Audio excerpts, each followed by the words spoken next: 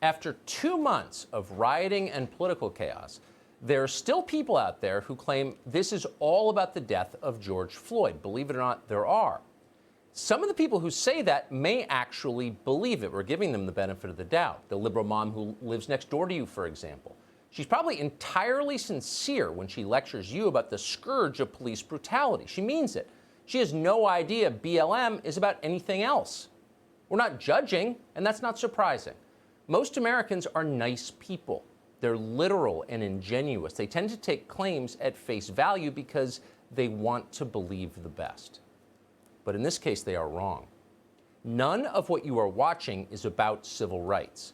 Violence and race baiting are the enemies of civil rights. What you're watching instead is a power grab. It's being coordinated by the most ruthless and cynical figures in American politics. They don't want you to know what they're doing. They're not honorable enough to state their intentions. They're not like you at all. When normal people want something, they can be aggressive.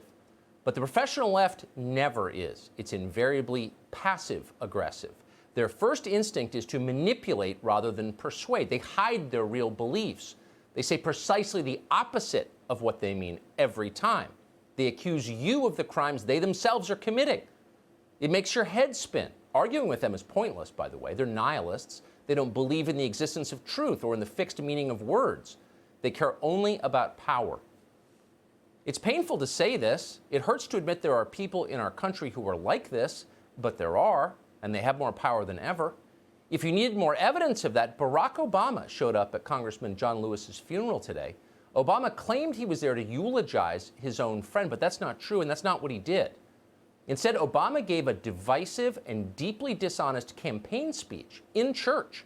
Here's part of what he said. By ending some of the partisan gerrymandering so that all voters have the power to choose their politicians, not the other way around. And if all this takes eliminating the filibuster, another Jim Crow relic, in order to secure the God-given rights of every American, then that's what we should do.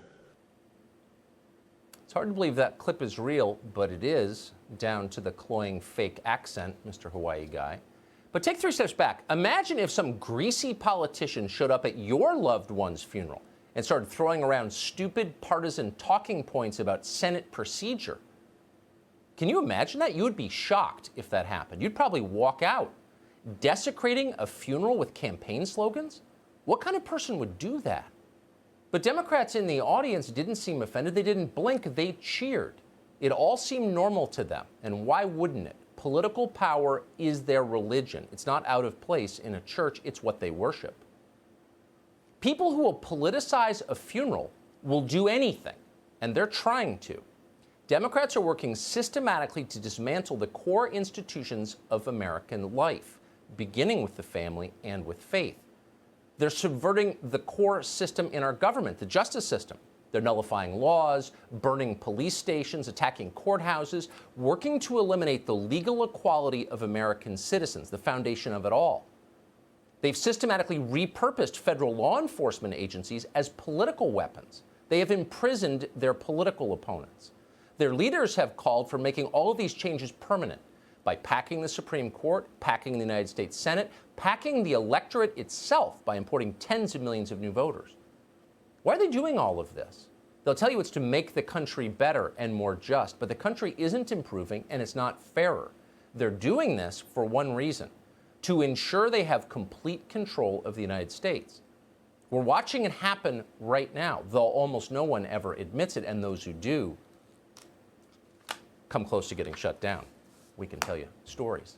So how should the rest of us respond to what we're seeing? And let's be clear, by the rest of us, we're not just talking about conservatives or people who watch the show. We're talking about literally everybody else. Moderates, the politically non-aligned, traditional liberals who still care about civil liberties. There are some of those. Sincere religious people of all faiths. Immigrants from abroad who came to this country because of our Bill of Rights, only to watch it evaporate once they got here.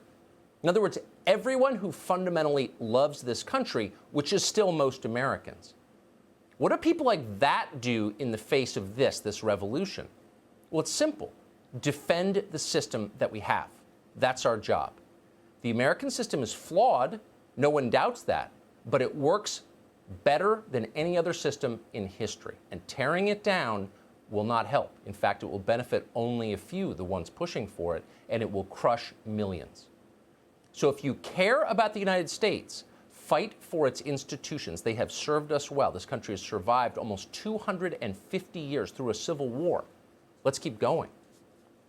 The president this morning vented his frustrations on Twitter about potential voter fraud in the upcoming election. He wrote this, quote, "With universal mail-in voting, not absentee voting, which is good, 2020 will be the most inaccurate and fraudulent election in history. It will be a great embarrassment to the United States." We don't know if that's true. We hope it's not. It could be, though. That's what the president wrote. And then he ended this way, quote, "Delay the election until people can properly, securely, and safely vote." End quote. Delay the election. Now, that was the headline across cable news today. And we should be clear, that will not happen. The election will almost certainly take place in November. But at this point, it's probably unwise to suggest changing the election, voter fraud or not. Too much is in flux already. That's not accidental, it's by design. A bewildered population dealing with change from every possible direction cannot fight back. That's why they're doing it. So our job is to defend what we already have as a nation and to promote the continuation of it. Keeping things the same has never been more important than it is right now.